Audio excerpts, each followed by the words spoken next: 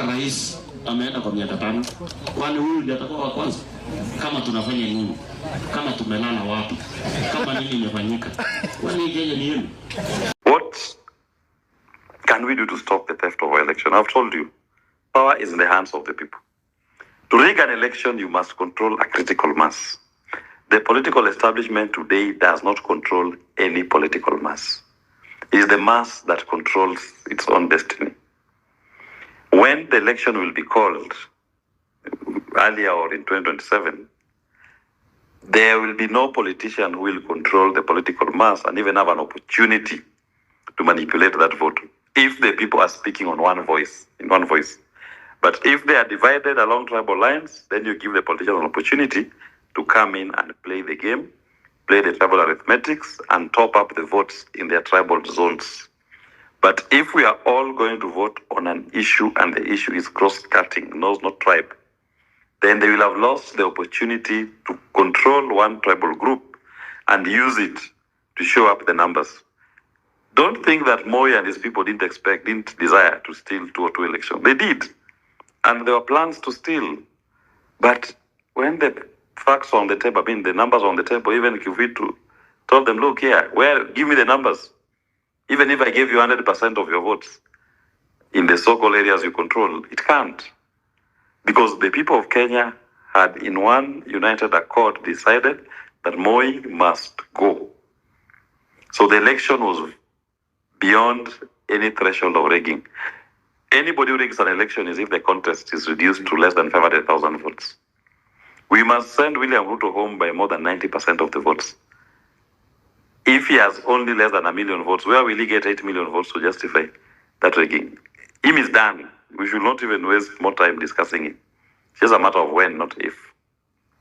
In terms of the political formation, is that we must get it right. There's the question about the Supreme Court and the judiciary as the only anchor. This is the kind of a fight that you don't look towards any other institution to finish it for you. If the power is in the hands of the people and the people are demanding, let institutions and leaders follow the people to an extent that the outcome of that election is that no one will even file or even have the courage to file a petition to challenge the outcome. It will be an overwhelming mandate that even if you went to Supreme Court, they laugh at you out of court. They will not dare overturn the will of the people if the numbers are expressed in such a huge and fervent manner that they will not do anything but to uphold the wish of the people. Are our votes safe? And I tie it with the chest thumping. I was talking to someone who told me he's an expert in psychiatry. And he told me that understand what is happening to William Ruto. He's feeling the pressure. He's responding to the pressure of the people. The chest thumping by the Sudis, the Kimani Chungwas, the Farah Malims, coming right after the international debacle in Ghana, where he was allegedly ignored. This is just a politician. A politician feeds on people's energy. When people are not giving him love, people are throwing stones at him. Probably thought if he went to Ghana, he was going to get some energy, some sense of I'm a leader, I'm accepted. He didn't get it. So taking him to Rift Valley was part of trying to pump him, give him some sense that the people love you and we can speak the way we are speaking, speak Kifua, just to boost his ego. You've seen even Raila in his days when he had issues at the national level. He will go to Kibra, Kamukunji, short notice, just so that he can get that at least people are still listening to me. So don't pay too much attention to the talk by Oscar Sudis and Ichungwa. Those are just people working to boost the ego of a leader who is feeling unloved, who is unwanted internationally and locally. The loss of Biden and the departure of Meg, the former American ambassador, that was a big blow, a huge blow to William Ruto's ego. Because Meg was his #1 international ambassador, the one who was holding his hand. Meg leaving Kenya has exposed him. He's not sure, he's unsure what is going to happen with the Trump administration. What position will they take? He has lost his largest lobby internationally. He goes to Ghana and is isolated. The man's ego is now in tatters. And it's not being helped when he comes to Kenya and he finds the people advocating more and more. Then he goes into his own administration government and he's seeing the empty coffers. People are demanding for services and there's no money in the coffers. They're empty. That is shocking his administration. So don't pay too much attention on him. He has his own demons fighting him. And they are slowly, day by day, making his exit inevitable. So I will not pay too much attention to chest thumping. Even when Raila was the candidate for Azimio, you remember the likes of Sabina Chege saying how tutafanya ile kitu yetu. They didn't. You Kenyans defeated a regime. Nobody expected that the outcome of the elections would be what it was. It was an obvious, almost a foregone conclusion that Uhuru will rig the election in favor of Raila. He didn't. The opposite happened. Even if it is Ruto who rigged, I don't know, but the opposite happened. So also with this one, the opposite will happen when the elections are called. Don't fear him. For as long as the people remain and focused, eyes on the ball, that he must go and the new administration should be one that feeds to the needs of the people. The question of having IBC by May, Neto I think has handled it very well. Elections must be held. The long stop date is 27th of August. Ruto has no power to postpone elections in this country. Even Parliament cannot postpone elections in this country. If you want to postpone elections and delay that election date, you must go back to the people of Kenya in a referendum and have the people amend the constitution to change that date. If for nothing, on the 27th of August 2027, the long stop date, Ruto ceases to be president, with or without elections.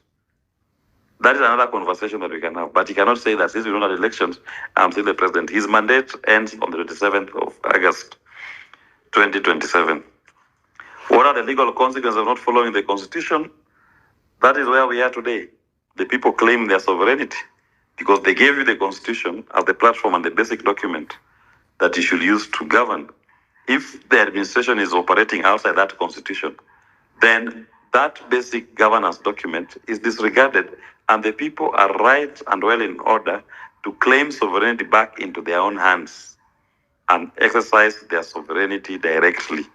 So the regime that is in power today is a regime that the people have said, you are ignoring the constitution.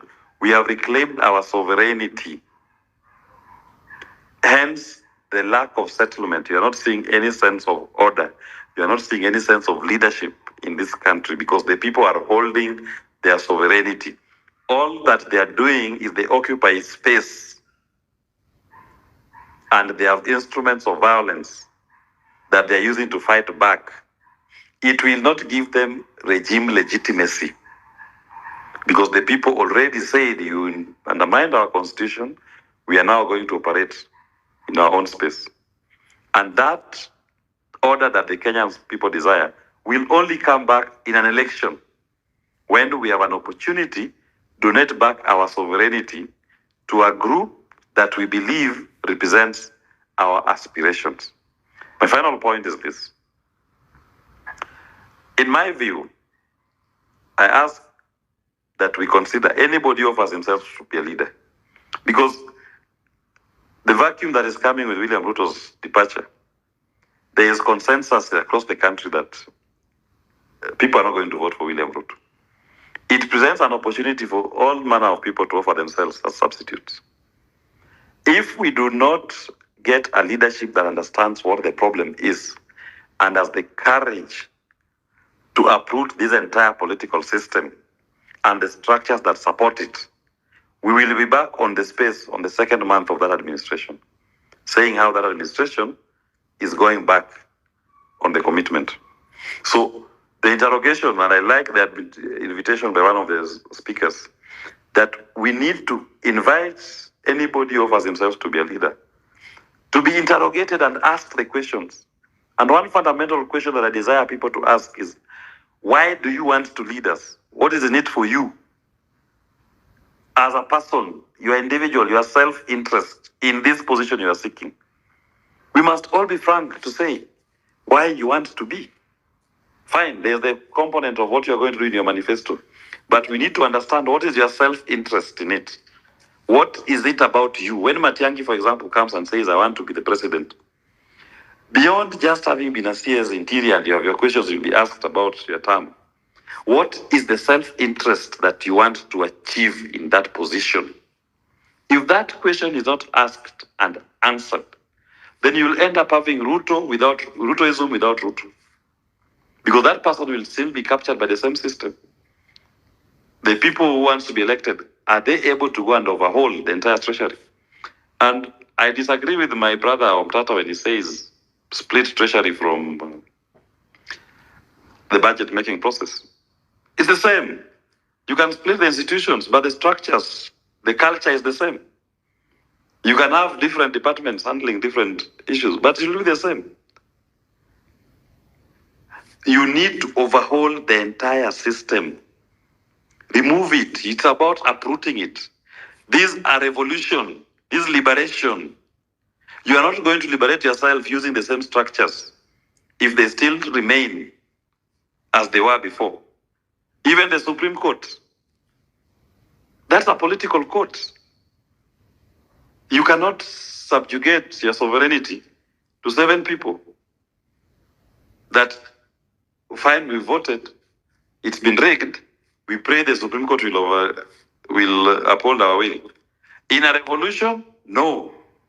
When it is a liberation, it should be such that even the Supreme Court will follow you, not you following the Supreme Court. And the Supreme Court judges, justices, they're also human. They don't go to heaven in the evening. They live here. This movement should be such that even the justice of the Supreme Court will be on the streets demonstrating with you and demanding accountability, demanding for good governance, demanding for economic liberation, following the people. Not that we've done our part, we leave it to you. We must make it that even if a case is being heard, it is so obvious that it's just for formality and to rubber stamp as a final link of approval the wish of the people. And the previous incidents when we've had petitions, it's been politicians contesting. So the Supreme Court can play political games to satisfy which political wing they think for the purposes of the nation at that particular point, they deserve to uphold their victory or overturn their victory. Thank you very much, and I yield back the mic.